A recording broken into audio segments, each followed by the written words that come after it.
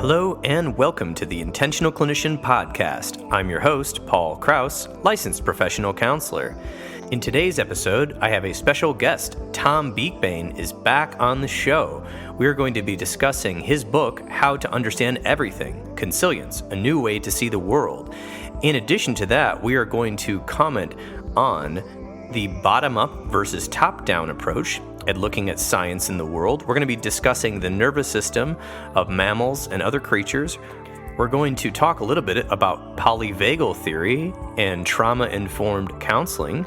We're going to discuss tribalism, anxiety, and the current emotional and political climate as well. It's going to be a rousing discussion, and we really hope you love it. A little bit about Tom Beakbane. He is the president of a brand marketing company in Toronto, Canada. With an honors degree in biochemistry and neurophysiology from Durham University in England, he was puzzled by the gap between textbooks' theories of human behavior and his experience creating business communications. He worked on closing that gap by tapping into developments at the frontiers of science, explained in his book, How to Understand Everything, Consilience, A New Way to See the World. Before we get to the interview, just a little bit about what I'm up to. I am now a fully approved EMDR International Association consultant, which means that if you are getting EMDR trained and want to become EMDR certified, I can help you in that process. More details can be found on my website. All right, let's get to the interview. Welcoming back to the podcast, Tom Beakbane. Welcome to the Intentional Clinician. Hey, Paul. Great to be here. Absolutely. And I know we had quite a few downloads of your last time you were on the show, episode 69, where we really talked about everything, but from the view of Consilience, which is the subtitle of your book, How to Understand Everything, and Consilience. So I know people have probably heard that episode. If they haven't, they should go listen to it. But perhaps we should just do a real quick recap of what is, in your words, consilience. Okay. Consilience is a strange word because it hasn't been used much, and everyone imagines or tends to imagine that it's all about coming to agreement. But that's not the origin of the word. The origin of the word is from 1840. It was coined by a fellow called William Whewell. And it's a compound of the Latin word siliens, which means to jump, and com, which means together. So it's the jumping together of ideas. And in my sort of way of thinking, it's that feeling that you get when you start to understand something, like two ideas like sort of gel. It's that moment. But I also use it in the sense that Edward O. Wilson used it. And he's a scientist who unfortunately passed away just a week or two back. He was a Harvard professor, an ecologist, a humanitarian, and a brilliant writer. And he wrote a book about consilience. And in his mind, consilience was going to happen when scientists figured out everything in the world, including how humans think and behave, and how to explain art from an evolutionary standpoint. And so I use consilience not exactly in the same way that he uses it, because I think that science isn't doing that and is not going to do that.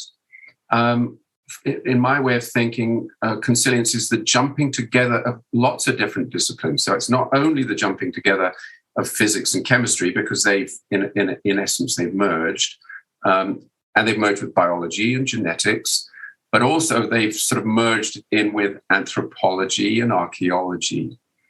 But I think that now we know enough about the workings of the human brain in a very matter-of-fact way that it enables us to understand how we move, how we talk, how we understand. And that means that we can start to figure out how science and art and religion and belief and on all of these different realms are sort of snapping together. There's no longer sort of clear delineation clear separation between all of these different disciplines. So Consilience, in my way of thinking, is this remarkable time in history now when science is now meshing together with the humanities, and it's enabling us to understand, for instance, what's happening in the public realm currently, with this incredible tribalism we're seeing between red states and blue states, and vaxxers and anti-vaxxers, and all of these other things that are tearing us apart. Consilience is a moment in history that is enabling us to understand all of these things, in my view, more deeply than we've ever understood them before. Well, thank you for that it's a reintroduction. It's a bit of a mind cruncher there. And we go really far into that and give a lot of examples in the first episode. And I wanted to, leave some mystery so people can read your book or get the audio version, which I've been enjoying. How to Understand Everything, Consilience, a new way to see the world. Yes. Yeah. So essentially, I really liked, I did listen to one of your videos as well, which I think is probably from the book, about consciousness and how consciousness evolved in different single cell organisms and then different swimming organisms, and how it's kind of how sciences and different disciplines have shown that the evidence leads to more of a bottom-up structure. And I wanted to have you comment a little bit on the bottom up, because I feel like this is a big point, that if this is missed, then the other topics we're going to get to, which we are going to talk about, anxiety, tribalism, we're going to talk about the pandemic and trauma and different things. But if we don't understand what a bottom up approach is, then we're sort of missing the some of the biggest points from your book and your viewpoints. So can you explain a little bit about the bottom up? Sure. Before I talk about sort of bottom up in its sort of broadest meaning, I'll just explain this whole matter of consciousness, because thousands of books have been written about consciousness, and many of them deal with it as a sort of a quasi-mystical thing. In my book, I think I have like 3 or 4 paragraphs where I just explain, well, this is how consciousness evolved. There's no sort of deep and enduring mystery about consciousness from a biological and an evolutionary standpoint. I say just this is what people have discovered. But interestingly, I've never seen an explanation like mine anywhere else.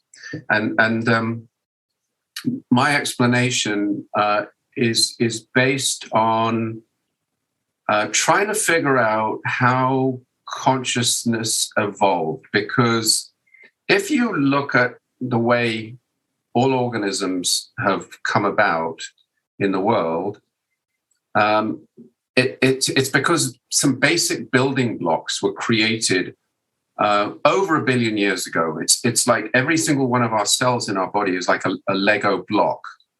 Those Lego blocks evolved a long, long time ago. And there's unbelievable complexity that happens in each of those Lego blocks.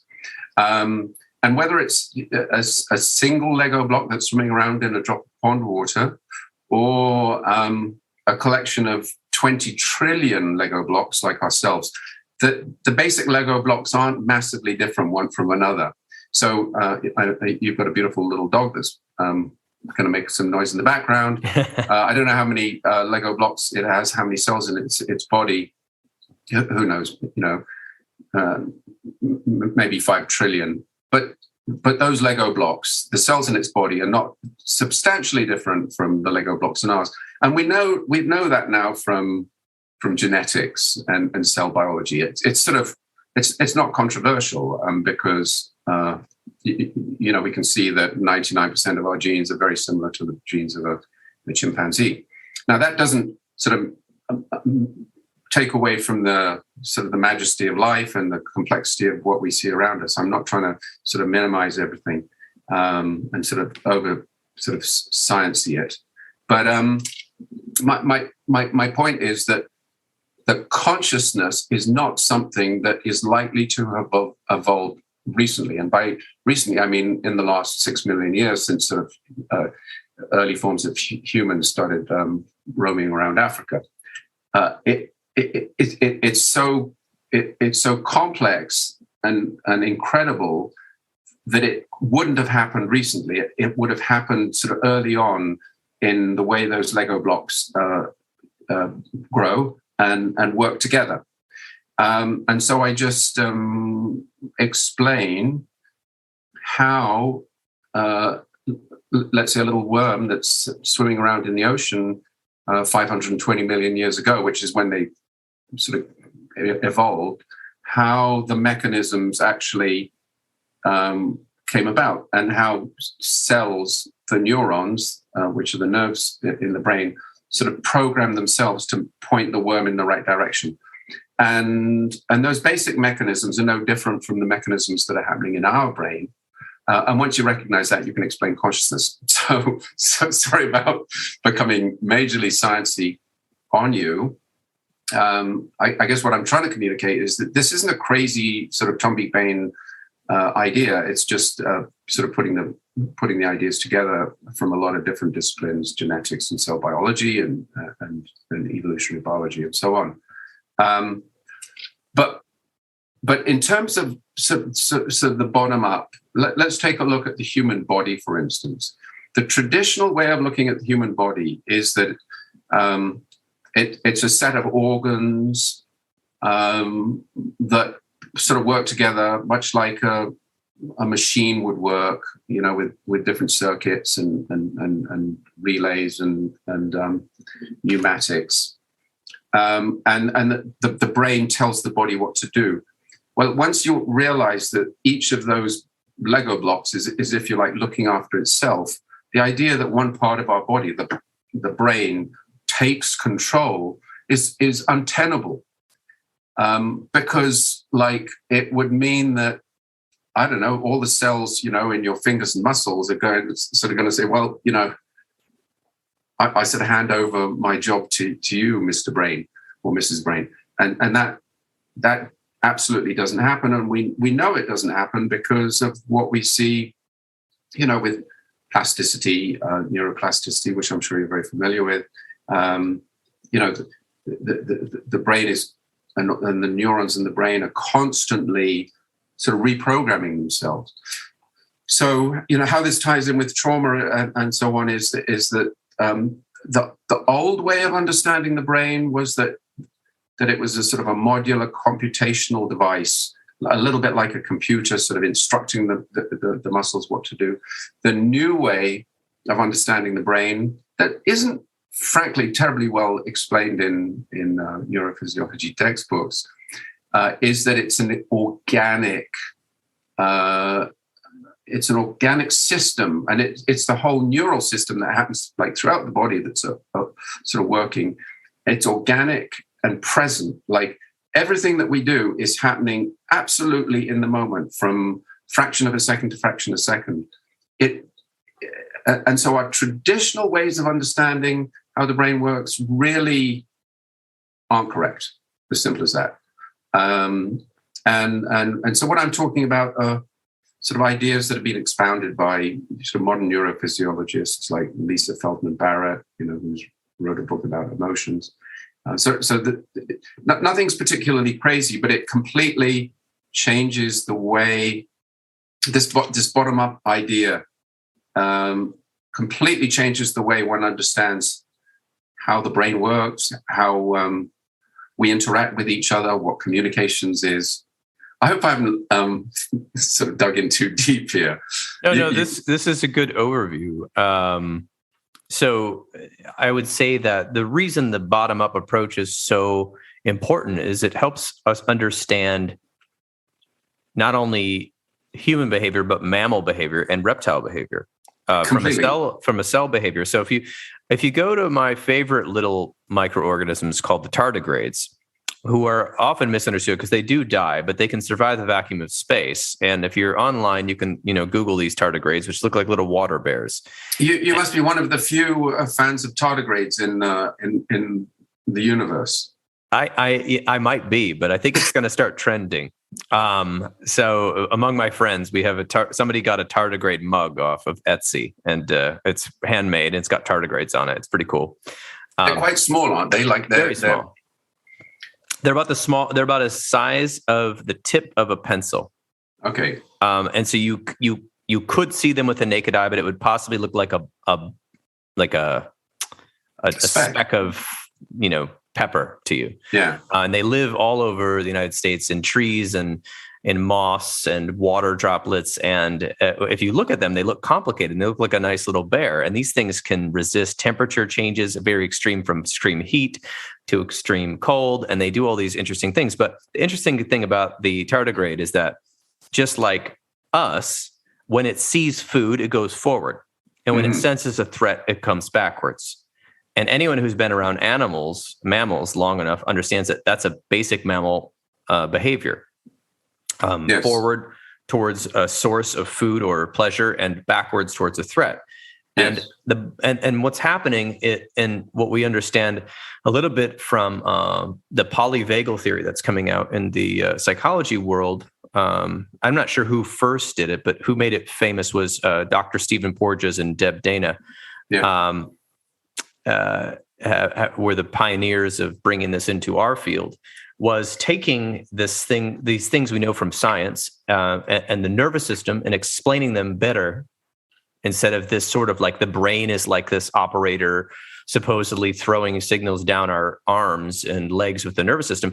No, the nervous system is completely reacting in tune all the time. So that's why I say people are like, well, my brain's up here and I should have thought more before this happened. And it's like, no, your body reacted in a different way. And it reacted in ventral vagal, which is from polyvagal, which is the safe response, which is called rest and digest. It's when your autonomic nervous system is in the parasympathetic state.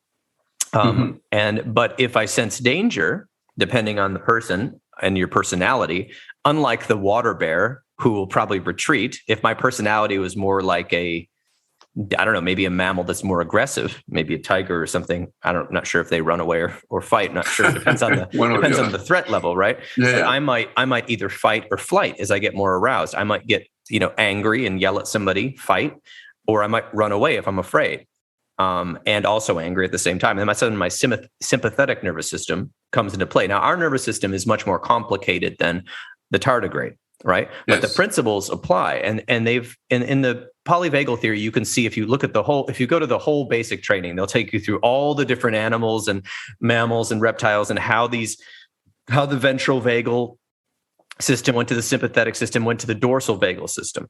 And they'll explain. So if you get even more aroused or worried, you'll go into dorsal vagal, which is a life threat, a hyperarousal, and you'll actually go into sort of freeze response if you're a more simple animal. Where you can experience all these collapse sort of symptoms like dissociation, numbness, depression, if you're a human. Other animals go into freeze as well, like, fainting goats. They'll just fall asleep. They faint, they fall over. People, why doesn't that squirrel get out of the road? It's just frozen. It's sitting there. And then I, accidentally run it over with my car. But also in freeze, in the trauma theory, we've also noticed that humans will do two other things, which is, one of the things that we call it fawn, because we like things that rhyme. So we got fight, flight, freeze, fawn, and flop. Of course, flop is collapse in the freeze mode, and the fawn is when you sort of try to adapt your behavior to for lack of a better word, your captors or your abusers. You sort of try to please people or please the tribe so that you aren't further harmed. Right? It's sort of like playing dead when you see a bear. Yeah. And so the reason I bring that up is because not only is polyvagal theory something people should check out, but it not only has the psychological components, which we can see through the different parts of the nervous system, it also has corresponding ways that when you're in these different states, affect digestion, blood pressure, heart rate, fuel storage, muscle tone, irritability, the way you hear voices, the way you don't hear voices, the way you process information. It's all interesting because we're much more complicated than the little tardigrade. Yeah. However, the principles are based on a bottom-up philosophy of that most humans, unbeknownst to them, have been told wrong their entire life, that they should have just thought about it more, that they should have made a plan, that their whatever their reaction is wrong, when in fact their nervous system has reacted, depending on the person, yes, to a circumstance before they even realized it. Then their brain, because of language was it's a later development and evolution, made up a story about why they did what they did, and that's where we get the personality. So let me give you one example real quick. Cool. So let's just say you're a worker, and you're feeding your family, and that's you live paycheck to paycheck. And you go into your boss's office for a chat, and he says or she says, I'm sorry, we're gonna have to fire you immediately, and you're gone today. Now, some people may, if they're having depending on the personality, having an authentic reaction, may scream and say, "How dare you? I'm screwed!" Right? But we've been socialized in our society to have a polite exchange with this person who's firing us. Well, sir, yes, could I get a cover? Get a letter of reference and these sort of things. So we're suppressing our natural nervous system reactions, though that same energy may come out later when this person goes home. They might experience all sorts of mental health symptoms, or they may try to find the nearest available thing to numb them, such as alcohol or marijuana. They might punch something. So what I guess we're trying to say is this top-down theory, and we can give examples of this, is coming from a scientific misunderstanding of the brain and the entire nervous system and the organism as a whole. And it comes possibly partly from mythology. I mean, you talk about that in your video, but maybe you can explain a little bit, because I don't know if I went too far down the polyvagal realm, trying to bring it in line with the bottom-up theory. No, it meshes absolutely. I guess sort of my perspective is sort of comparing two contrasting ways of looking at the brain.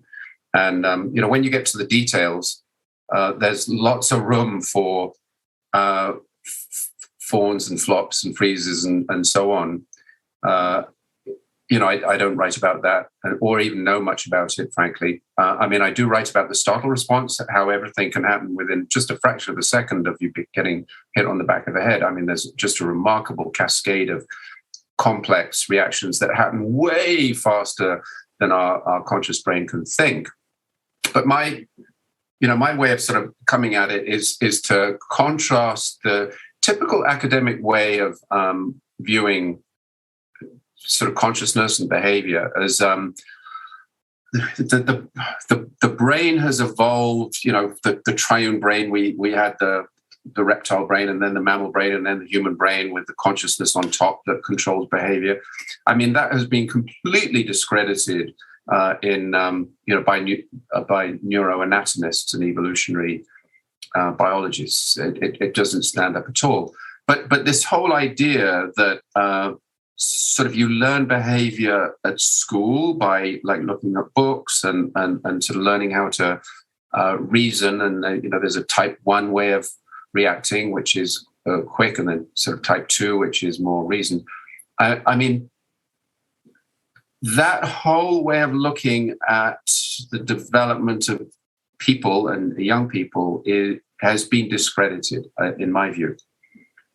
The way I look at it is that our brains are still working in many of the same ways, actually almost completely in the same ways as a tardigrade's brain. But there's just added layers of complexity on top of that.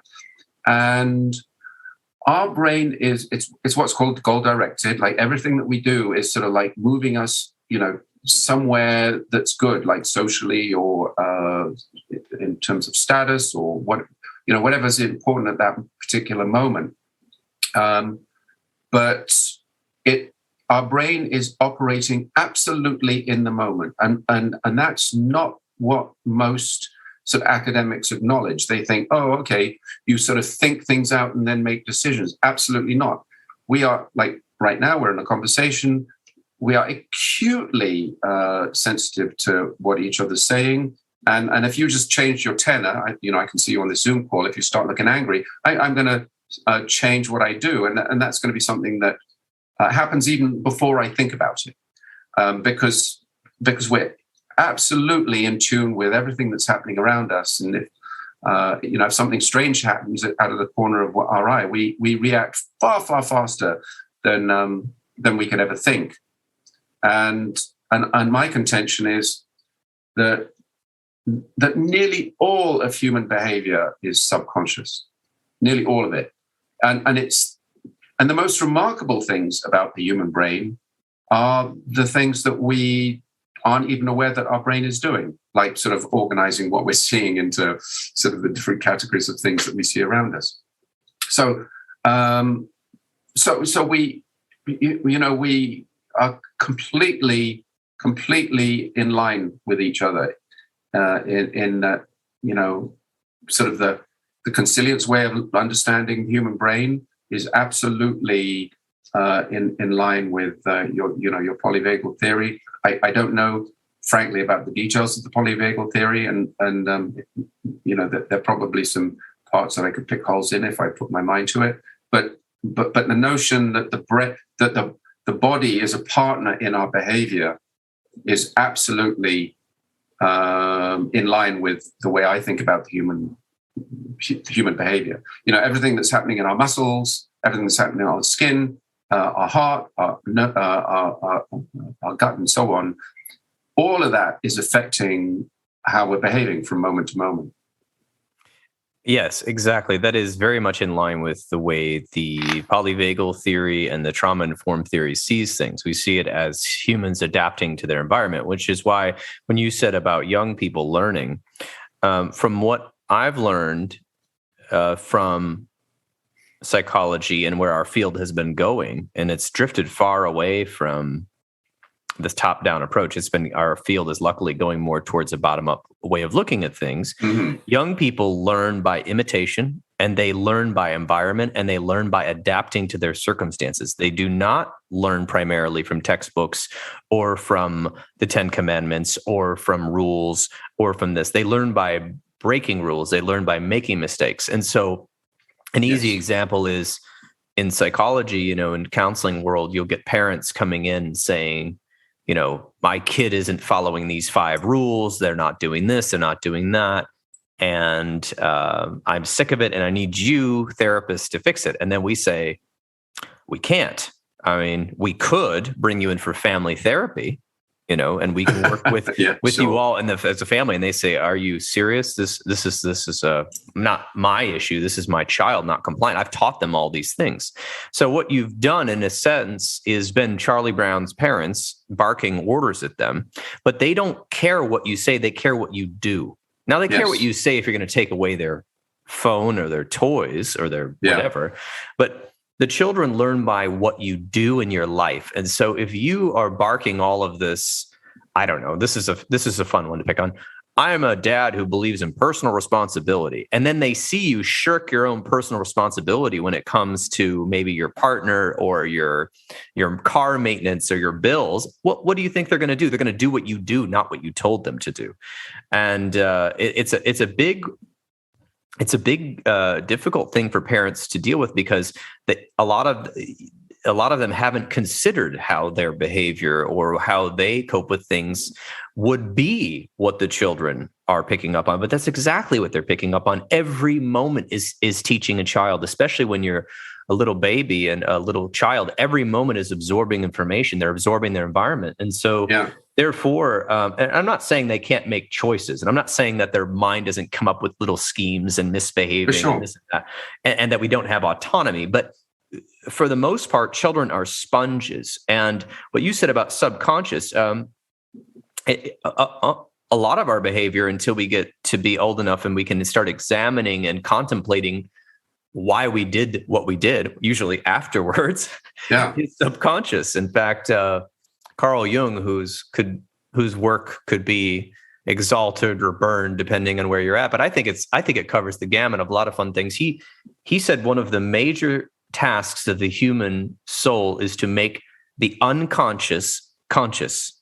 And if you could figure out reasons and answers as to your unconscious behaviors and thoughts and say them or put them out there, you would then have a healing effect, because you would, I think, I don't know, not make up a weird story. Like, you get the real reason, where normally humans are making up stories about things. So anyway, that was my little comment on.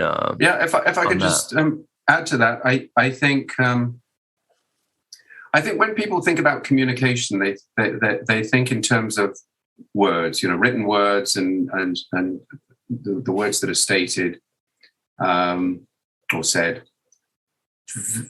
There's a lack of appreciation that way more communication happens sort of physically, with just body movements, the way our eyes are moving, what we're looking at, what we're worried about, how we, our gait and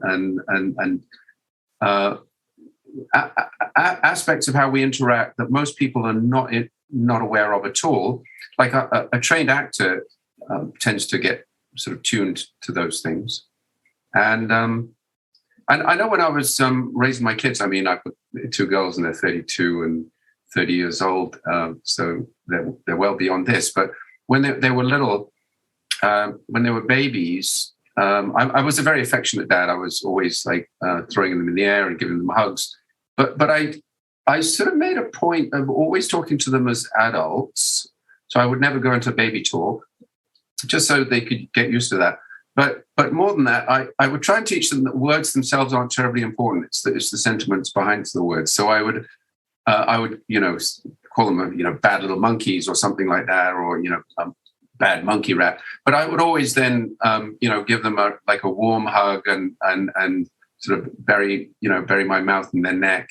So they could always tell that it wasn't my words that were important; it was my behavior. And I believe that one of the reasons I enjoyed being a dad so much was because we used to do so many things together. Just physical things like going for walks and what have you. And I never made a point of sort of lecturing them. Anyway, that's just, I guess, how my sort of perspectives sort of bled over into the way I raise my kids. And unfortunately, they're not too psychotic at all now. Well, that's good evidence right there, anecdotal. But I mean, that is in line exactly with what Dr. Dan Siegel has been preaching and what Dr. Bruce Perry has been saying. And actually, Dr. Bruce Perry and Oprah just wrote a book together, which is interesting, called What Happened to You? And then there's a subtitle about trauma or something like that. But essentially, it's how the medical model used to say, what's wrong with you? Sort of in a shaming way when somebody would come in with a behavior or an addiction or they're overweight, instead of saying, what happened to you that caused you to have this adaptive reaction, which then became a constricting negative behavior. Right. So with what was once useful is now constricting if you don't adapt further. So for instance, an easy one here would be, I wanted to bring up, I'm going to give you an example of, let's say, a father who didn't have a good affection behind his actions. And all he did was yell at his daughters and say, oh, you're too, you're looking overweight and you aren't good enough at tennis, right? Right there. They take you seriously because as a child, you're basically God to your child. They don't know the world outside of your microcosm of a family. Yeah. And so one of them might say, well, I really should eat less because I need to, be skinny and I need to work more hard at tennis. And they start doing these behaviors, which become overcompensant. I can't say it, but they overcompensate. Compensatory, yeah, okay. That's too long of a word. They overcompensate, and then years later they're still having trouble, and that comes from the nervous system because of the meaning they meant with that. They wanted to please their father. So what you did a good job of, from what you're telling me, is what's called co-regulation, and this is one of the major tenets of polyvagal theory when it's applied to psychology and applied to teaching parents how to have better behaved children, that they get along and like each other. It's called co-regulation. It's all about regulating my nervous system so that the younger person, or if I'm a therapist, the person in mental distress across from me can feel my presence and feel the way that I talk to them and the tenor and the gentleness and the approach and the acceptance and the actual listening. And for patients, that is what's part of what heals them, besides the techniques we teach, because they have to trust us on a deep level, which is difficult if you've been wounded by your family or others. And for children, they have to be trusting us to want to please us and to want to learn and to want to grow. And so what you were doing was what we would call co-regulation, because when your child is young, their nervous system is your nervous system. They cannot regulate themselves. They don't know when, people, I could go far and far into parenting. I hear you. In my terminology, sort of a word would be, I presume when you're with a patient or when one is interacting with a child, as a parent or a teacher, that word is engagement. What you have to show that you care. And just by sort of the act of listening and looking as though you're listening and making it clear that you care, that in itself sort of facilitates healing and therapy and good development, doesn't it? That's my way of thinking. Absolutely. And I think this may be a segue into some of the things you want to talk about. I just want to make sure for the listener, we understand that the top-down way of looking at things is coming from, I don't know, when was this popular? What would you say? Well, I think it's had a very long genesis, and it sort of comes from the ancient Greeks. Not to blame Aristotle too much, but the whole idea that the world was ruled by a sort of a mover in the heavens, and that there was a sort of a hierarchy of existence, the scala naturae. That was where it originated, but it's become sort of locked in as a central ideology and dogma in academia recently, because there's this idea that the brain actually handles information, and that the brain is like a computer, and that the way you teach people is by sort of shoveling this stuff called information into that brain, and that sort of leads people to become successful and intelligent, once they sort of process it with their internal microprocessors. So the current ways of thinking about the brain, this sort of top-down way, it's become predominant in particularly academic society. It's sort of a blue state way of thinking, which sort of tends to sideline traditional spiritual ways of looking at the world, to make it somewhat political. So this top-down way of conceptualizing behavior, brain, the way the world is organized, with a prime mover in the sky, sort of ruling the world through the laws of physics, is something that's been around a long time, but it's actually become even more extreme over the last 20 or 30 years since the dawn of sort of widespread microprocessors and computing, and that's why I think folk like yourself need to fight back against that way of thinking, because it's not how the brain works. It's not how human behavior comes about, and so it's probably becoming even harder for you to sort of practice when the prevailing dogma is, well, it's all about information and answering multiple choice questions and making sure that you pass your exams and getting a credential and sitting in front of a computer. That's unfortunately not our biology. Yeah, I could not agree more with that. I want to make a few comments because there's a big fight in my field about this very topics. For instance, I don't mind cognitive behavioral therapy. It was one of the predominant forms of therapy that kind of started our field, and it does work to a point, but it works on how you do it. And that's what we've learned from all the research and counseling. It matters how you do it and the way the person brings it. It's called the common factors. And literally, this is hilarious, but a lot of cognitive behavioral therapists still to this day, if they're certified, will say, the brain's like a computer, and then they'll give all these examples. And that's just correct. Yes. And I disagree completely. It's not a good starting point. No, it's a bad starting point. And it's not like a computer.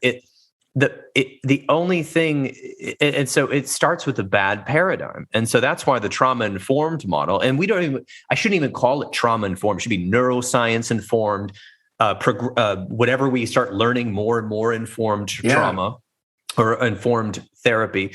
And that's what we're trying to do is we have to basically teach people to unlearn or deprogram from multiple ideas, one of which is it's a top down, and that helps because that hurts people's self-esteem. I must be a loser because I did this wrong, and I couldn't think to be economically successful in this way, so I must be a lesser than being. So that is, first of all, affects us majorly. And secondly, the same thing with teachers and parents, which is, and this reminds me of this quote that's probably attributed to this Confucian philosopher from the 3rd century, which is, tell me and I forget, teach me and I remember, involve me and I learn. And I bring that quote up because what we're trying to do with the new types of therapy I'm doing, and just the paradigm is to involve people. Right? We don't just lecture them and say, well, in cognitive behavioral therapy, you have these cognitive distortions. See, Tom, when you're scared of that tree that you're passing by when you're driving, that's because your brain is malfunctioning. It's not malfunctioning. It is adapting to the fact that you almost hit a tree once, and now it's seeing that tree as a stimuli. And it's not just your eyes that are seeing it. Your entire nervous system is seeing it. It's lighting up in some sort of, if I could use the metaphor of holiday lights, it lights up a certain pattern in your body when you see that tree, and it's actually adapting to help you, and it's giving you physical and palpable anxiety and intrusive thoughts about being wrapped around that tree in your car. And that is actually good, Tom. And let me explain to you why that's good. It's your brain trying to protect you. Now I have to give you coping skills to help you turn the volume down so you can drive amongst the trees in the forest. Instead of, my God, you're thinking of that all wrong, here's these exercises to start beating this out of your head in, cognitive behavioral boot camp. Now, I'm not saying, I'm going to get emails from cognitive behavioral therapists. I'm not saying that that's what you say, but I'm saying that is how people in our culture have taken cognitive behavioral therapy and used it to not only shame people into that their nervous system reactions are wrong and bad, but also, and this is where it really gets my goat, is that somehow the therapist is superior to the client because they know this information and they are bringing this top-down methodology to the therapy room, which is why if you've had a bad experience in therapy, that's probably what happened to you. The therapist thinks they're high and mighty because they got a master's degree. Instead of seeing you as an equal partner that they will involve in not just teach, because teaching's a part of it, because you have to help the paradigm orient, because it's a deprogramming from the modern, and I don't mean just the education system, because there's plenty of good things about the education system too. I mean our cultural education system. What you see on television, what you read on the internet, what is important to what gets clicks, controversy, divorce, chaos. So essentially, well, don't get me going on the arrogance of experts. Okay, we won't go too far. I'll get into trouble. I mean, I love experts sort of as individuals, but particularly when you're going one-on-one like we are now. Yeah. But when you put experts into groups, they develop groupthink worse than anyone, and along with that groupthink goes sort of arrogance, and it takes one to very bad places. And I think that's one of the things that we're seeing right now on many things that are happening in the public realm.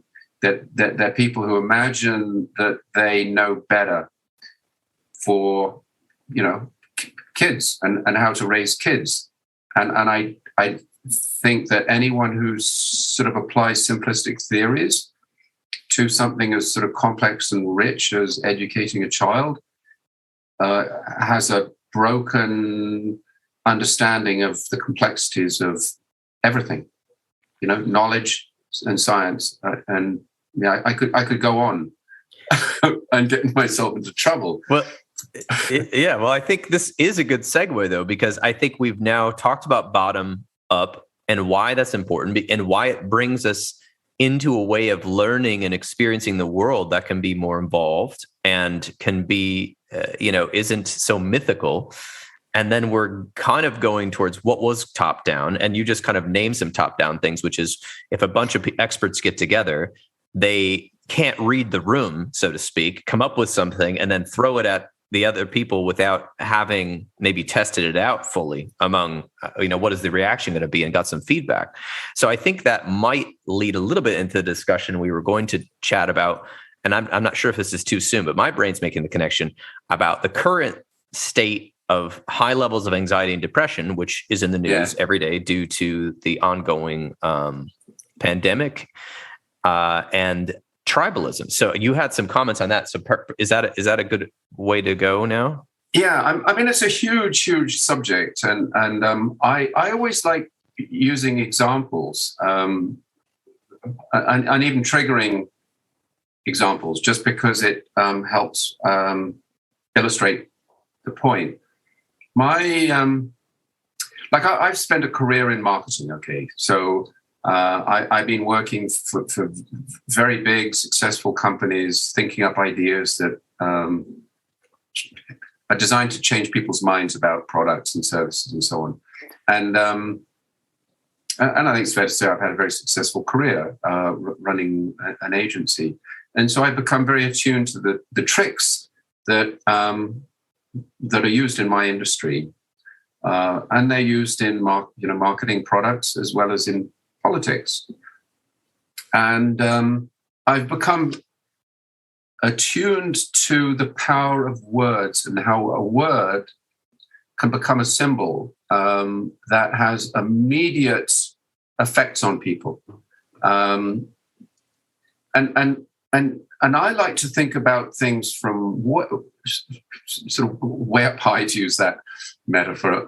It's a bit unfortunate that I'm using that metaphor. I like to disassociate myself from the actual words themselves and say, like, what is happening in someone's brain when we hear a word? And let's just pick a highly contentious couple of words right now, if you don't mind, which is Jan 6. Jan 6. Oh, yes, January 6th, yes. January 6th, okay. So to people in North America, who are sort of left-leaning Democrats, Jan 6 is representative of a threat to democracy. That's when some people, largely in fancy dress, sort of, quote, broke into the Senate, I think it was. They broke into the Capitol building, yes. Capitol building, that's right. Shows my ignorance of American politics. It's okay. I think the Senate building is in the Capitol building. Yes. There you go. To right-leaning people, it wasn't that at all. It wasn't an insurrection. It was a bunch of people sort of wanting to basically express themselves and sort of demonstrate, the same as many other people have demonstrated through history. And according to Senator Cruz, it was probably sort of inflamed somewhat by CIA or other operatives. So there's two massively different ways of looking at this. But when you start talking about Jan 6 to anyone in America, or most people in America, it has an instant effect on them. That was evil, or it wasn't evil. It was just people sort of expressing themselves. And it's like your tardigrade. It's an instant response to just a couple of words, and so those words have become what I call tribal banners. Okay, and we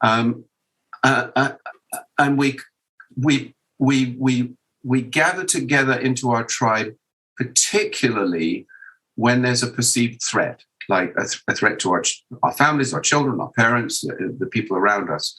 When there's that fear, it triggers our those same instincts that cause us to look after children, and that you see throughout the mammalian world.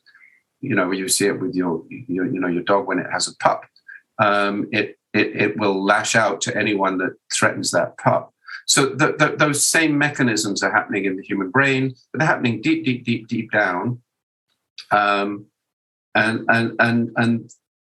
I think one can understand a lot about what's happening to populations and how, honestly, we're being manipulated very often by political forces on one side or the other to be fearful and to sort of collect together into opposing tribes. And I think it's helpful for everyone to have a deeper understanding, like a more honest understanding of our own biology and everyone's biology, because it helps sort of quieten one down, so that when you hear a word that's triggering, you start to listen and say, well, what do you actually mean when you use those words?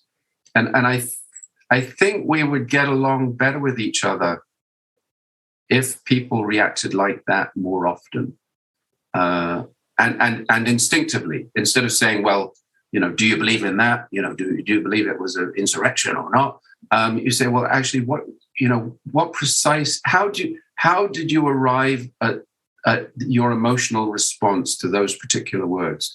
And I would presume that meshes together with what you sometimes try and achieve with, your therapies. Yeah, I would say that, in the therapy, a lot of depression and anxiety, I'm just going to go out on a limb here. I'm going to say some anxiety and depression come from a hyper-focus of something. So, for instance, for some people, and I'm being very grossly generalistic, so, no emails, please. It's just a general thing I see. We see people hyper-focused on something, right? And then their mind kind of focuses based on their personality or any sort of other things in their life, such as maybe a more rational approach or maybe a more emotional approach. One or the other normally. They'll pick on one of, either rationally looking at something and hyper-focusing, and it makes them have irritation, frustration, anger, fear, depression, these sort of things, because usually it's something outside of their control. And then on the same level, sometimes we see somebody taking a very emotional, on the other side, an emotional response to something. And it just is irking them, and they can't seem to see the other side. So the rational person doesn't know what their emotions are doing, and that's causing them massive issues. And the overly emotional person reacting to the stimuli, this hyper-focus, can't see the rational side, and that's causing them to be imbalanced. And in one of our therapies, we try to do an exercise where we try to have you be aware of both parts, and not that there's only two parts of your mind, but just metaphorically, your rational and your emotional sides, and try to find a balance when looking at the same stimuli. Can we look as if we're a third person looking down from a balloon or a drone at ourselves, and say, can we imagine what the emotional side of us is saying? What is the rational side of us saying? What is the fearful side? And then we can break it down further. I mean, there's different parts. What is our self that's fearful? What is that like? It reminds me when I'm 16 and I was trapped in a car, or it reminds me of when I was in college and I was so angry at this one professor. It brings us to different moments in our life, which may explode our reaction toward something or the other. And so that being said, I think you were saying, like, words can become focal points. What was the word you used? Tribal banners. I mean, certain words become representative of a particular group.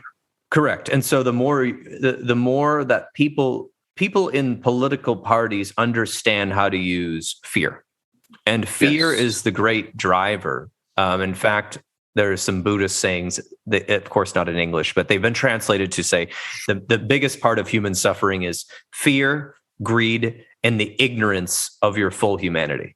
The ignorance of not understanding who you are and where you are in the universe. I mean, that's a spiritual belief, but I see that because I'm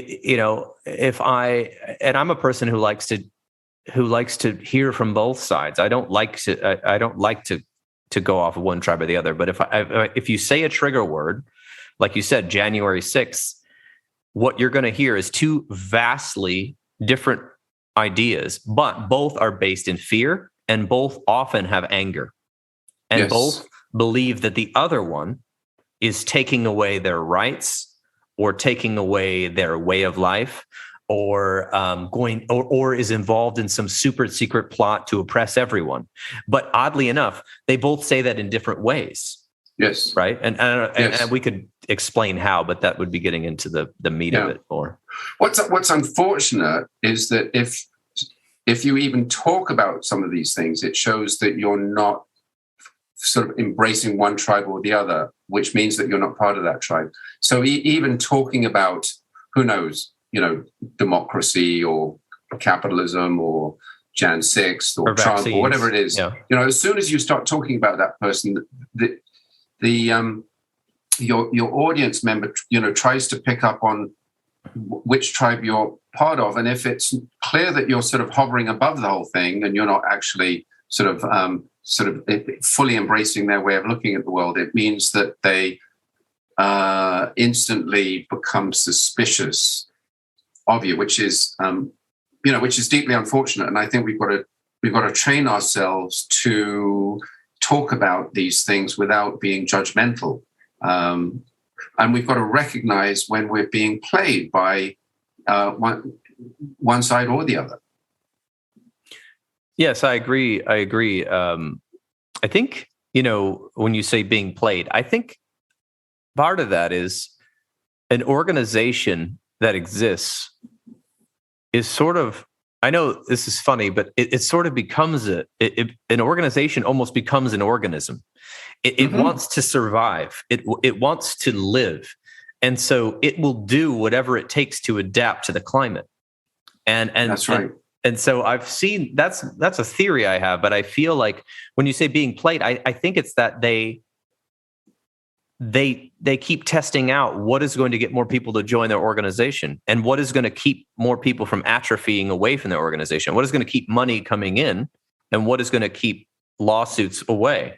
And so therefore, one of the easiest ways is to say, join our tribe, because the other tribe's trying to destroy your life, your way of life, and everything about it. And that's where it's escalated in America, is that the two political parties that are dominant literally say, if the other one gets elected, everything's going to be ruined for you. Yeah. Your children are ruined. Your rights are ruined. This is ruined. And it depends what rights you're talking about, because both have like little issues they like to poke, even though they never do much about either of them when they're actually in office.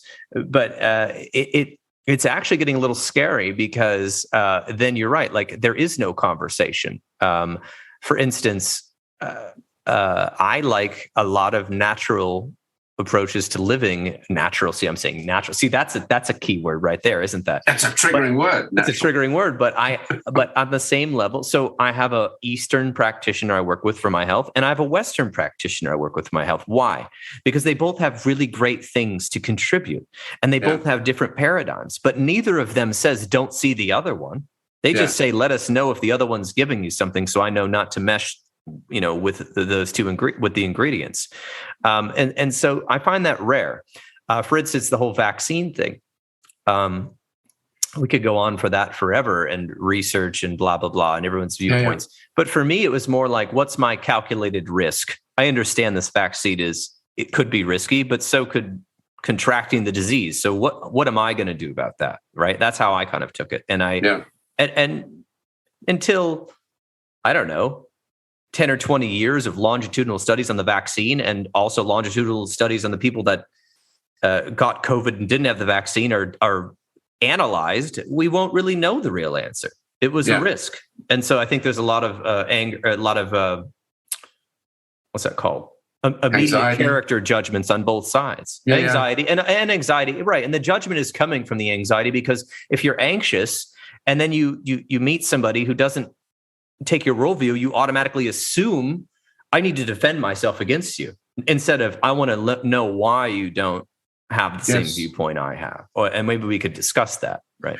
Yeah, I mean, the whole vaccine matter is a fascinating case study, and mass psychology, marketing, organizations, and let's talk a little bit about sort of conspiracy theories and why. On the whole, I don't believe in conspiracy theories. Like on the whole, I mean, there are conspiracies, of course, sure, and evil people. But the way I look at the behavior of people is that, we love being part of organizations. We cannot exist sort of outside of various social groupings. I mean, we are absolutely social animals. We just literally would die without others. And so when you get sort of groups of physicians or regulators or politicians in a particular party, they tend to fall in line with a particular goal or ideology, and that can evolve from.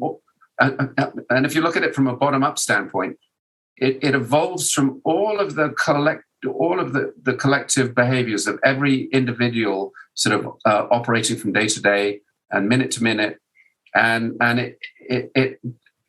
it leads to a crystallization of belief that can be generally sort of summed up in a very simple vision or objective and a couple of key words. It might be like public safety, let's say, or health for everyone. But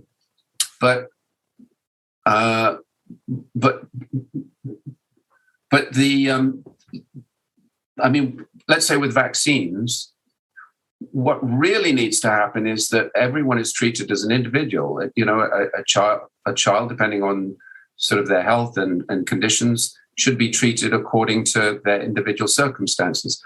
And unfortunately, when sort of organizations take over, everyone gets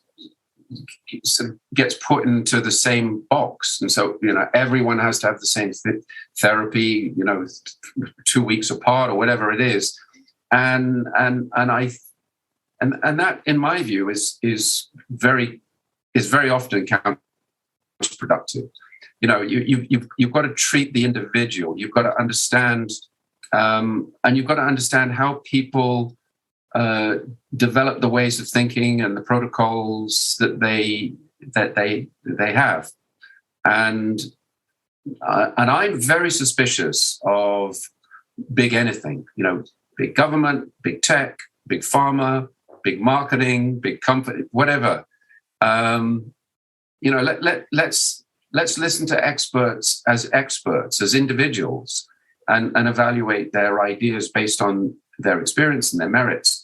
And let's be highly suspicious of groupthink, because groupthink can very often crystallize in ways that are not good for the individual. And looking at the world from the bottom up, if every individual is healthy and productive and feels good about their role and their ability to look after themselves, then society works fantastically. If you've got large groups of people who don't feel that, it's going to implode at some point. and we're heading towards implosion point, unfortunately. Yes, it would be wonderful if people could all feel good in their role. I mean, I think that is the role of, if we, how do I say this? It's the role of what they called the polis in the Greek, which was that's where the word politics comes from, which is the people coming together and having opinions and trying to make something. So the hard part about our society right now, as you said, we're heading towards a breaking point. I think I don't see it as a breaking point. I see it as an entropy point. I think certain areas of our society are facing very boring and small breakdowns in, de-evolution, if you will, because of very complex factors, because we do need people.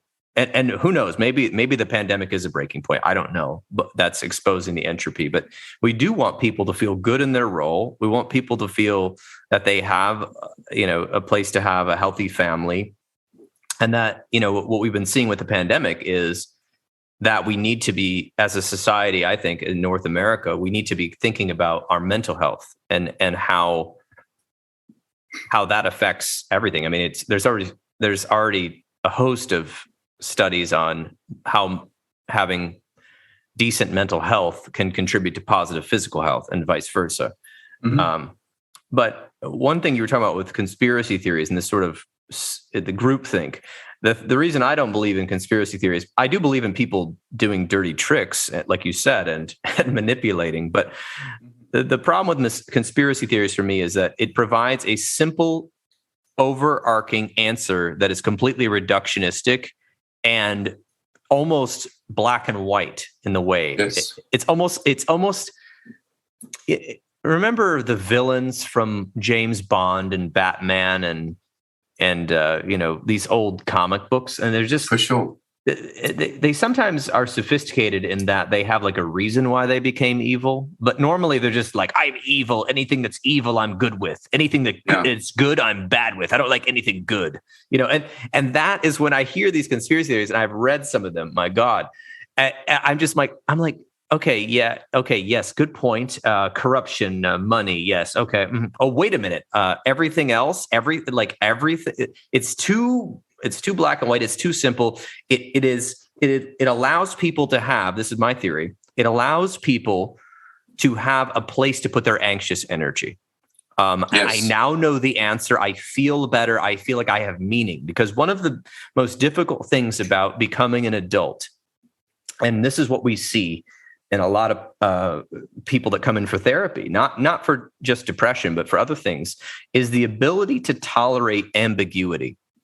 And a lot of times as an adult, when you start really having abstract thought, which happens to most of us, and you live in a society which is so complicated, and there's economic factors and, education factors and government edicts and, different messages. And now we have access to this on the internet day and night. We can watch videos where people explain things. This is my favorite. There's a subgenre of videos where people are reacting to other people's videos that are explaining the news. So we have the news, somebody explains the news, and then you have somebody reacting to that video.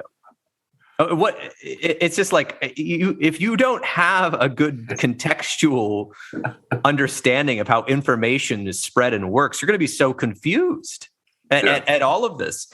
And so conspiracy theories to me are too reductionistic, although, they always have a point of truth or a point of that seems true. And so I think one of the most difficult things is, and this goes to the bottom up, is that in a world where there's so many people trying to be the top dog, so to speak, and top downing everything. Hey, welcome to my YouTube channel. I'm an expert on this. Hey, the White House has their own YouTube channel. Hey, Joe Rogan's got his own podcast, but he's kicked out of YouTube. And hey, this podcast hates Joe Rogan, and Joe Rogan hates this podcast, and Tom Beakbane's book is over here, and this other guy's got this book. And there's so much information, and I don't mean it's a good thing, but your average consumer is they're overwhelmed. It's completely overwhelming. It's overwhelming. And for me, I grew up, the internet wasn't in my life until I was in my early 20s. So I was able to evolve in the land before I had too much information. And I feel like that one of the tasks of our age is to be able to tolerate ambiguity and tolerate and understand that there's lots of different viewpoints. All may have some valid points to them, and to be able to take that information and not immediately have our nervous system go into polyvagal fight, flight, freeze, or collapse, and be able to contemplate what is the best path of action based on where I am and what are my circumstances and what is my community around me. And I think, unfortunately, what we've seen during the pandemic is that, at least in the United States, we aren't too good at that.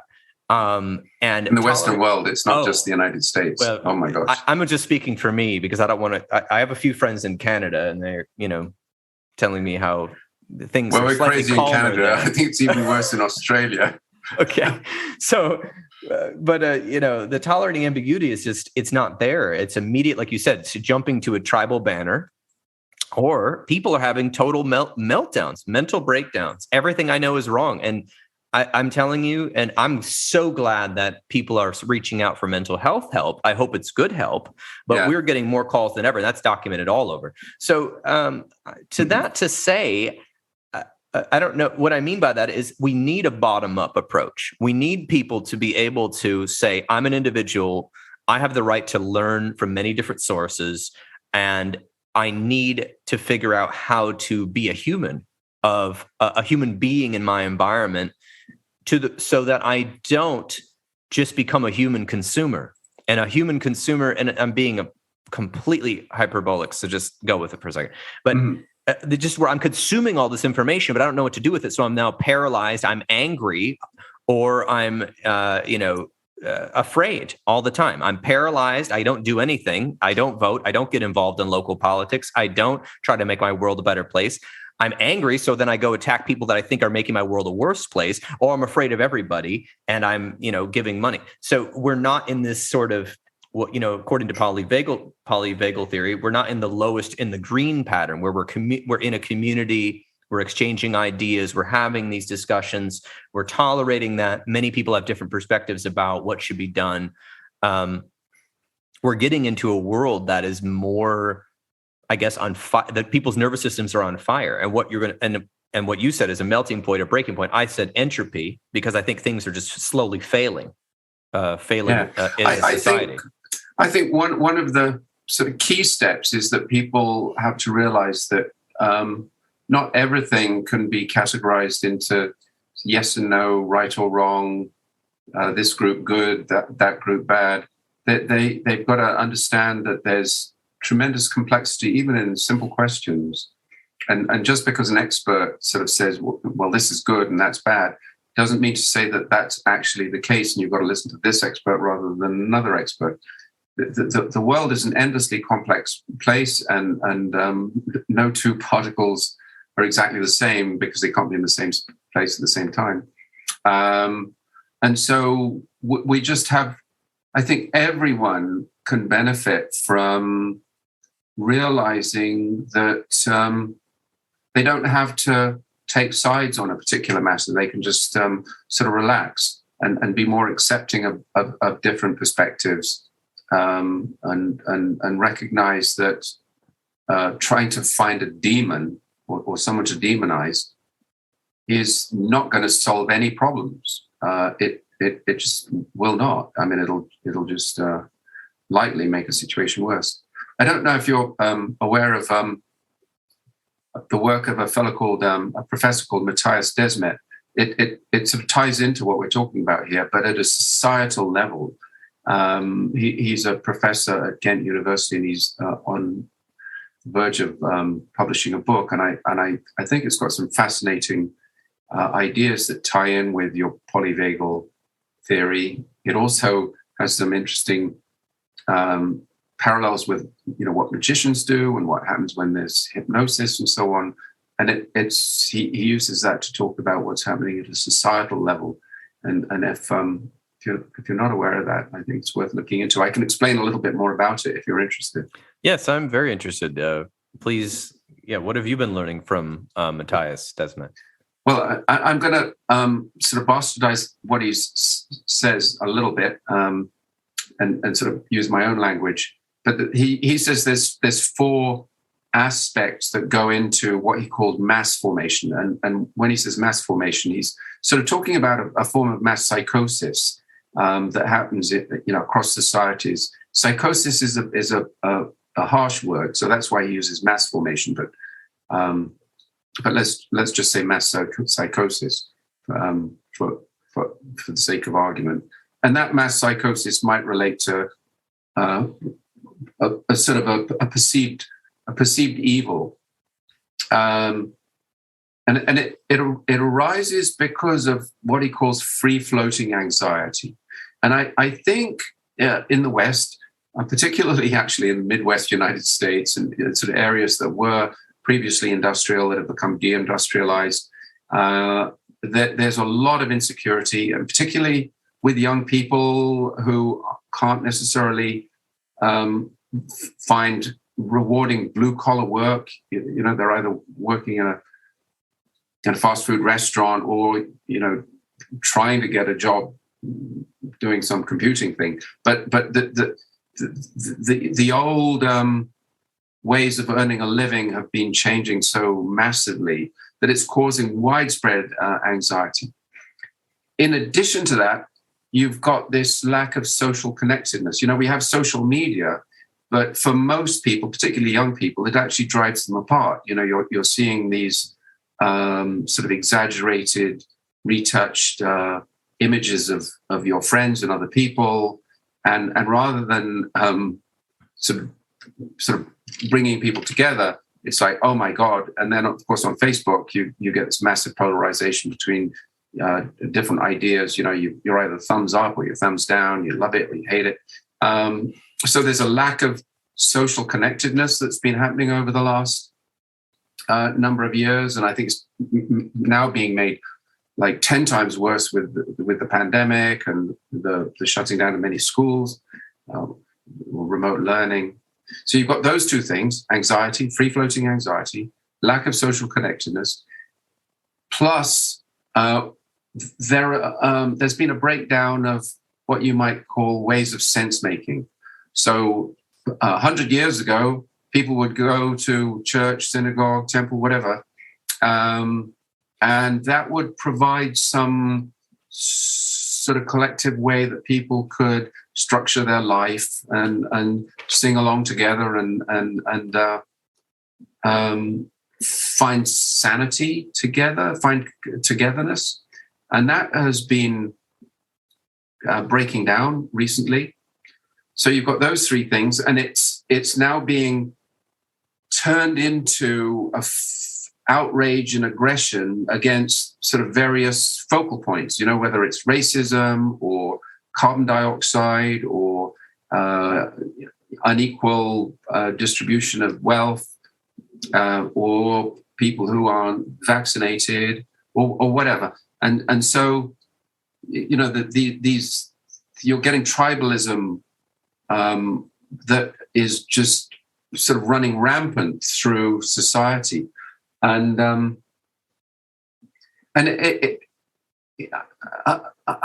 if you do a fact check now on mass psychosis, you'll find that I think AP and some of the wire services say it doesn't exist, which also points to an issue, with our ability to quote understand what a fact is and what it isn't. But Matthias Desmet's ideas, I think, help us understand what we're observing around us increasingly these days with the opioid crisis and depression, and I'm sure all of the things that you're dealing with, which is not part of my world, thankfully, but I would guess it's part of yours. Yes, I mean, we're seeing, in the microcosm of the treatment room, we see the macro of what's going on in society, kind of how people are reacting to it. And yes, the grand narratives and like you mentioned, like the worship places and coming together and even the community hall or the library, there is a disconnection with people. Mm-hmm. And, we talked about, I think in the last episode, about people in their silos, like the academia, the different parts of academia aren't collaborating for various reasons. There's different silos of thought. And oddly enough, we still have the massive structures in the United States of government, local and regional and federal. And so we're trying to navigate. Those systems are continuing to exist, but other systems, such as, like you said, like maybe a more straightforward job market that was more predictable, a gathering place for people that was more, I guess, socially done and ritualistic and continuous. And even I was thinking about this, people watch Netflix and different things like this, but the only things that people watch together now that I've not the only things, but some of the only things people watch together as a group are sports games and a new episode of something, right? But oftentimes, most people are watching different shows at different times. Where even when television was first coming out, it was a broadcast. You at a certain time you did things. So things are all happening at different times. So there's an onus on the individual to try to make and find, quote unquote, their people or people that they can be around and feel safe around and have conversations around. And I mean safety in the most literal sense, like as in you're not being harmed or abused. That's what I mean by that. I don't mean disagreed with. And it's interesting because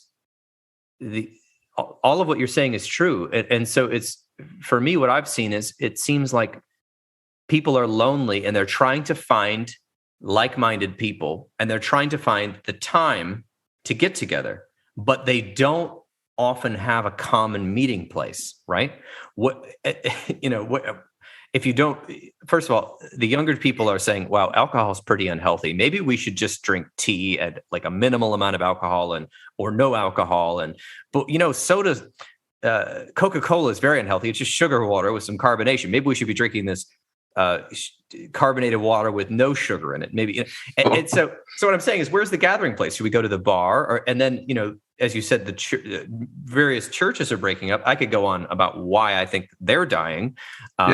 I think that they're subject to the same issues that you're seeing in the larger governments and very large businesses, which is they have forgotten their core values and they are trying to somehow manipulate you into giving them money and staying, and it's become a mess. But but you're right, there was more predictability before, at least in the recent past. I'm talking about the 20th century. I don't know about before then, probably less predictable, but well, like way back, I mean, you would have gone to, in England, the local pub or the local gathering place, like the local hall, a gathering place, the local right? church, or whatever.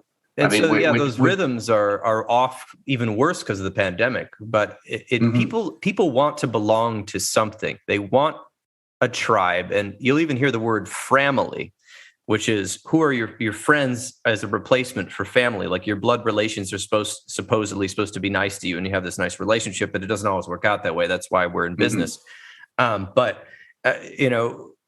where do we belong to? So the onus is really on the individual right now to find or create a community amongst massive breakdowns in older structures that seem to be leading to entropy. And I don't know where that brings us to, except that you really, as a person now, have to be aware of what are you doing? How are you showing up in the world? How are you managing your health? How are you managing your mental health? What impact are you having on those around you? And what type of work do you want to do? I mean, one thing that was interesting to me is this whole work conversation where you keep hearing nobody wants to work. And I don't want to get into what I think about that exactly, except that to say, I think that people are not just resigning work, they're reevaluating what work is and what kind of work they want to do. And I think, especially right now, that the worker has a lot more say over, what they want to do. And part of that, I think, came from the pandemic, all of a sudden realizing they could work from home and be more productive in certain ways. Although I think that leads to another problem, because I think we do need to go to the workplace. So I'm all over the place. I'm speaking out of both sides of my mouth. I don't know what the answer is to this. I just think I think maybe we can sort of tie this back into the bottom up thing, in that one's mental health and the meaning in one's life is sort of brought about because of one's sort of day-to-day, minute-to-minute interactions with those around one, and the groups one interacts with. And I know in my case, my life has changed massively over the last, who knows? I mean, I'm an old guy now, I'm 65. But it's changed massively over the last, let's say, 20, 25 years, in that I used to, drive to work, I used to have a large team of people. I used to drive to see clients, and that doesn't happen anymore. I now get a lot of enjoyment from. I have to say, I continue to get a lot of enjoyment from playing sports with people. I love playing tennis, and that I think is very stabilizing. Just sort of being on a court together. You don't necessarily need to talk with each other, but just the physical presence of others, and if you're playing doubles, working together and having fun is meaningful. But I get a massive amount of enjoyment now from having online get-togethers with groups of people. And that's something that I just absolutely never considered doing, even 2 years ago. But now, twice a week or more, I get together with sort of meta sense-making groups and of one sort or another. And there's spaces where we can talk about controversial matters openly, and we're very tolerant of different ways of looking at the world. And I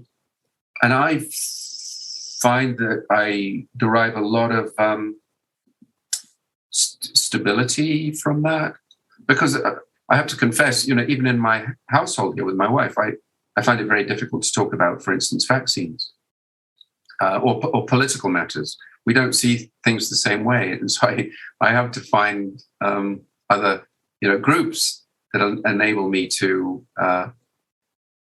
express myself openly, and I think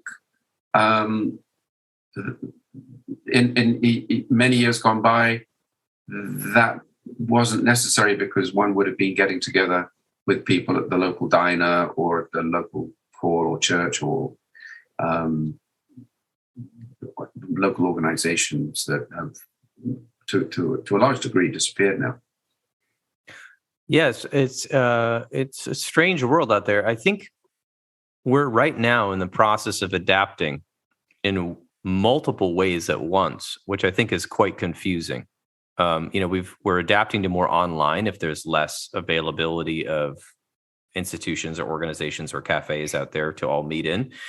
And at the same time, I also see there's a draw, and I don't know if you've seen this as much, but as the restrictions let up in terms of lockdowns in where I was in Michigan for most of the year, people were just aching to get in close quarters again with each other, concerts and things like that. And the demand for, I know that online therapy is, of course, burgeoning industry, but people really, really wanted the in-person if possible, as long as they weren't feeling at risk. They just wanted to come in. I mean, we got more calls every day. The first starting in June was, do you do in-person counseling? That's the first thing they asked. Yes, we do. Oh, yeah. So I feel like, while it says that postmodern weird situation we're in, because we've now, I do most of my interviews over Zoom like this, but at the same time, people are craving that intimacy or that co-regulation or that community feeling of being around others as well. And I think, I'm not going to say the number one factor, but one of the major factors I think that hurt people's mental health was the isolation. Isolation seems to make everything worse, because Absolutely. We're pod animals. We're pod animals. We need other animals to help us regulate. People adopted cats and dogs and all sorts of pets during the pandemic to help them regulate their system. This takes us back to sort of this whole bottom-up sort of biology way of looking at the world. We have tended in the academic world to view communication as words written and spoken, but if you recognize that the mechanisms that are at work in our neural systems have been in play for 70, 100, 200 million years. Pick a spot, but certainly amongst sort of mammals for tens of millions of years, not hundreds. those mechanisms don't work with words. They work with sort of physical presence, smell and physical presence, and that's why there's this hollowness in people's lives when they're not physically getting together. I mean, certainly, I think it's true that for nearly everyone, actual physical touch is important, and you know, if you're single and you never touch anyone, or you're living alone and you never touch anyone, there's something missing. We need physical touch, and it's tremendously therapeutic, and there's a lack of acknowledgement that that's a legitimate need, in my view, and of course that sort of plays into the whole realm of sexual health. I mean, that is such an important aspect of stable relationships in many cases. Yes, I think the field of psychology will agree with you. So if you start reading stuff from our field, we're all about physical touch, proximity, sexual health. If those factors aren't there, they're similar to having a slow killing disease. I mean, a slow working disease. If you're unhealthy in any category, we call it biopsychosocial, sexual, spiritual aspect, because we see meaning. For humans, meaning is very important, and having that meaning. And so I think a lot of people are suffering right now. You know, it's interesting you say that, but like, think about this. I've heard people say this to me, and have seen it in the movies, that one of the most romantic beginnings of something is the two things: either looking into someone's eyes and not saying anything, and knowing something implicit or feeling something implicit, or holding someone's hand. And but unless we're climbing a bridge at like some sort of climbing park, there's not really that many reasons logically to hold someone's hand other than we need it, right? And why would I rather, if given the choice today?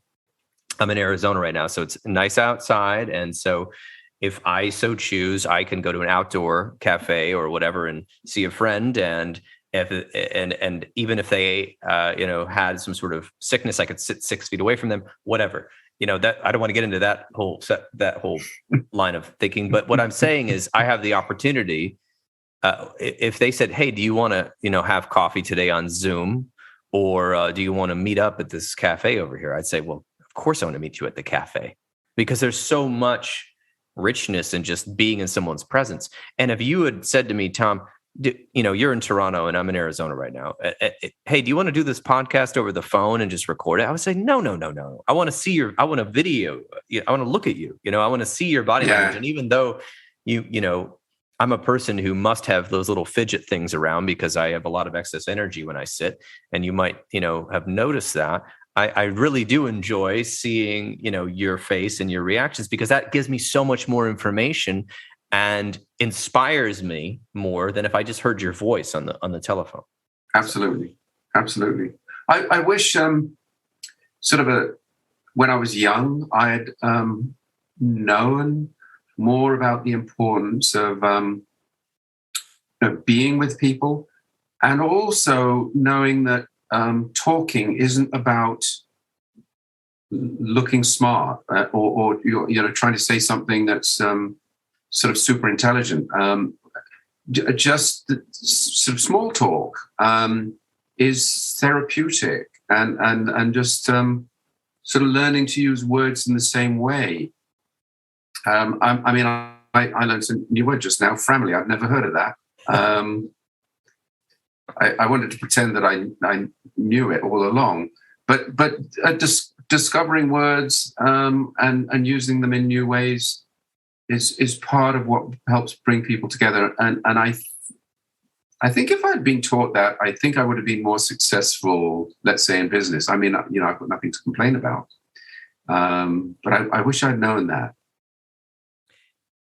Yeah, I mean, I think, I'm glad it's very nice to hear you talk about, your personal revelations from this. And I would say, I mean, I'm younger than you, but I I'm still learning that. I mean, I was taught the exact opposite. I was taught that, it's about what you say, not as much as what you say it. It's about what you believe, less about what you do.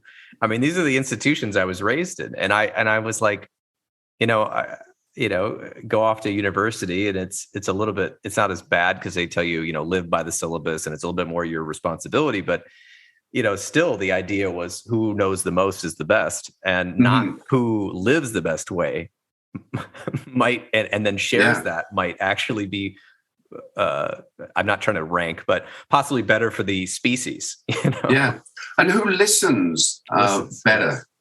I mean, in certain segments, Joe Rogan is vilified. But two things you notice about Joe Rogan: he's very good at listening and hearing what people say, which is very unusual. And also, as far as I'm aware, he doesn't lie. He's forthright, and it doesn't take a whole lot of going to school to learn those things. If you appreciate the value of listening, it can enrich every relationship, in my view. And of course, like, trying not to lie is, or at least trying to be honest, helps bring people together. I agree. And it's these, I love that we're kind of ending on this bottom up. It's these little things we can work on in ourselves and with those around us. And okay, the other day I had this discussion with my wife. We were walking around here at night with our dog, and we were talking about the news and how she said something about the news. And I said, "Oh gosh, I don't want to hear that. Can we wait till Friday? That's my news reading day." And then I said, "Wait a minute." And that's not totally true, but I try to not read it every day. And I said, what if, and this is of course a fantasy, I said, what if we could control, and we, at all of the news channels, unless there was an earthquake, or a fire or a military attack, that all the news people went on like a nice little vacation and got to write these like longer stories. And all of the public, it was just blackness on the TV. You turn on CNN, black. Fox News, black. MSNBC, black. There was nothing. Like, we'll be back on Friday at 3 p.m., right? And we're like, what's going on? It's like, don't worry. If there's a hurricane, a weather event, or a military attack, we'll let you know. And I said, I wonder how people's mental health would be if they could only consume the news 1 or 2 days a week. And that the news anchors themselves got some rest, because, they're caking on makeup because they've never slept, in years. And they're just, keyed up and upset and frustrated about everything they're hearing that's terrible. And they get to do one pet story a week, and the rest of it was just whatever. And of course it's a total fantasy, but you think about. But you say it's a fantasy. And of course it is a fantasy that the folks at CNN and New York Times and MSNBC and BBC and so on, they're not going to go away for 6 days a week. No. But in my case, I used to be a voracious consumer of news. I used to read the newspaper from front to back every day, and I used to watch the evening news, and I had the radio on, listen to the news. I loved the news, and I appreciated knowing what was going on. I have to make a confession. Over the last 2 years, I have not watched the news once. I have not switched on the TV in the last 2 years. From the time I started writing my book, which was 2 years ago, I just don't do it.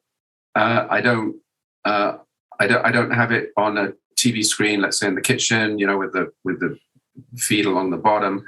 I never look at it. What I do is I get my news from newsletters and Substack, and I subscribe to people who actually think deeply about subjects, rather than the dribble that we're fed every day, which is, on the whole, really poorly thought out and highly superficial. And most of the news these days, unfortunately, is just a regurgitation of press releases from government and politicians and companies. So or someone's reporting on what they've seen on their Twitter feed. It has, in my view, it has no value at all. And I think it's one of the reasons I'm feeling fairly good about life, and I would recommend it to everyone.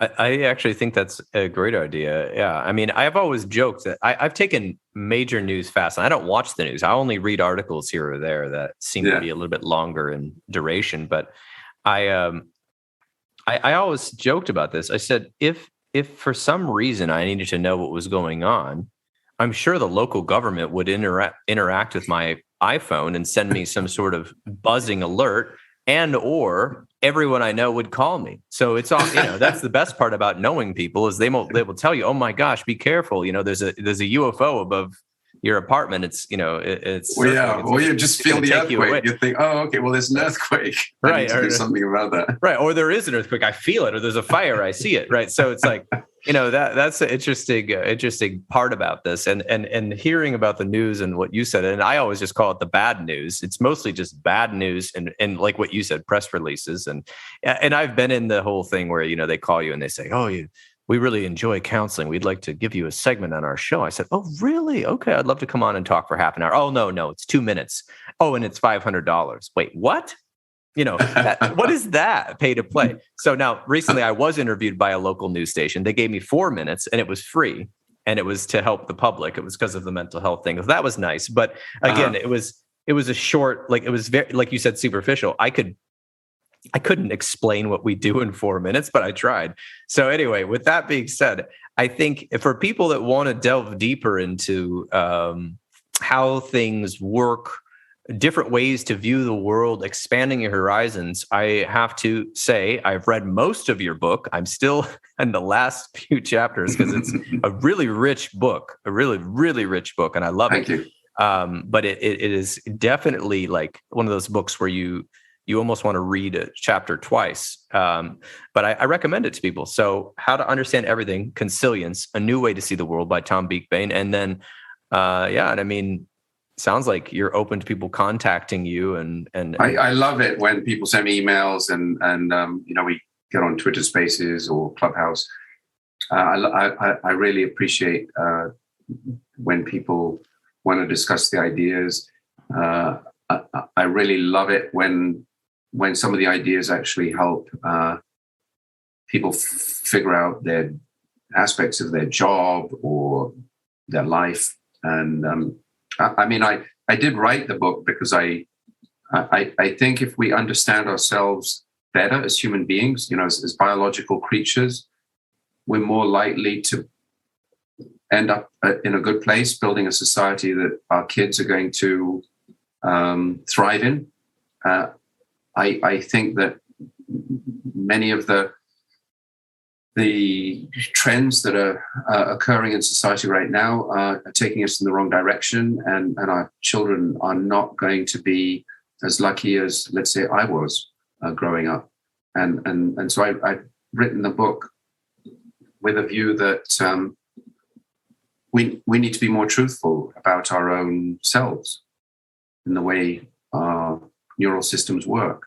We're not nearly as smart as we think we are. So while the book is called How to Understand Everything, it's really about, to use a long word, epistemological humility. It's about humility about what we know and about how much we don't know.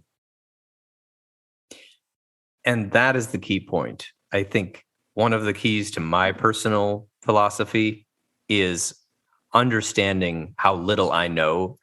And when somebody asks me a question, I could give them information, but there's so much I don't know, and I'm willing to learn, and I want to learn, and there's so many different ways and things to learn. So I'm glad that you mentioned that. And I think humility is well needed in this day and age. And so I think it starts right now with anyone listening to this podcast, starts with you. And I think learning new things and learning new ways of approaching the world will help. And I've certainly benefited from talking with you, Tom, and also, reading your book. And I appreciate your contribution. Thanks so much, Paul. It's been fun.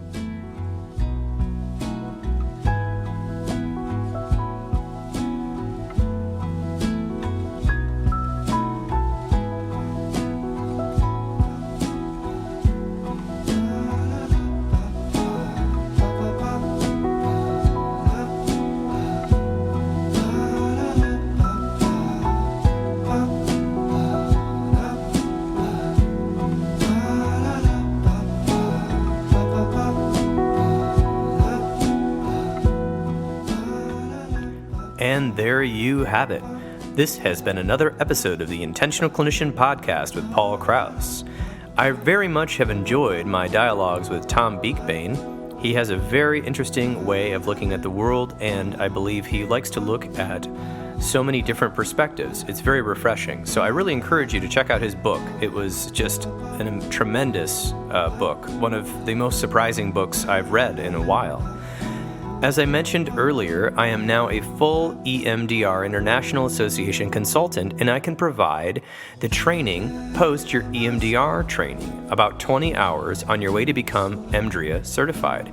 You can join a group online, or we could talk about individual appointments as well. If you're enjoying this show, please share it with people you know. I would surely appreciate it, or leave us a rating on iTunes. If you want to get trained in EMDR therapy and you're looking for some great advanced trainings, check out EMDR Training Solutions and register today. I have a link in the show notes, and they have given me a code, the word intentional, and if you use that at checkout, you will get $100 off of their cost. They are one of the most affordable trainings on the market, and in fact, I know a lot of the people that have worked for them, and they are fantastic trainers. I highly recommend them. If you are in need of counseling, do not hesitate to make an appointment with a local counselor in your area. You can also make an appointment with the excellent clinicians in Grand Rapids at the Health for Life Grand Rapids and Trauma Informed Counseling Center of Grand Rapids by visiting our website, www.healthforlifegr.com. You can also participate in telehealth therapy if that is what you were looking for, if you are in the state of Michigan. You can also give our front desk a call at 616-200-4433. The recording you just listened to consists of the personal opinions of Paul Krauss and his guest, and while these are based upon literature and their experience in their respective fields, these should not be viewed as the definitive opinion on any subject. Listening to this podcast is not a substitute for treatment. If you are in a crisis, please dial 911 or the National Suicide Prevention Line at 1-800-273-8255. Are you a young person of color feeling down, stressed out, or overwhelmed? Text the word STEVE, that's STEVE, to 741741, and a live, trained crisis counselor will respond. Did you know you could support your local bookstore by shopping at www.bookshop.org? You can order online from the comfort of your home while knowing that a portion of the proceeds support local brick-and-mortar bookstores in your area. And bookstores are a very important part of any community, as there's a lot of great events that can happen there. If you are a counselor and you are not a member of a professional association, I highly recommend it. Two of the organizations that I'm a member of are the Michigan Mental Health Counselors Association and the Arizona Counselors Association, as well as the national organizations. In this time of political uncertainty and in this time of stress, more and more people are needing mental health coverage, and quite frankly, we don't have enough excellent counselors who are trained, and a lot of therapists can't even take Medicare due to archaic laws from the 1970s. So please write your senators to have licensed professional counselors be able to take Medicare to help our seniors. And please just get involved. It's so easy to just think somebody else is going to do it. But if everybody thinks that, then nothing gets done, or certain people's agendas get done that most of us won't be pleased with. All right, thanks for listening. Take care now and have a safe and peaceful week.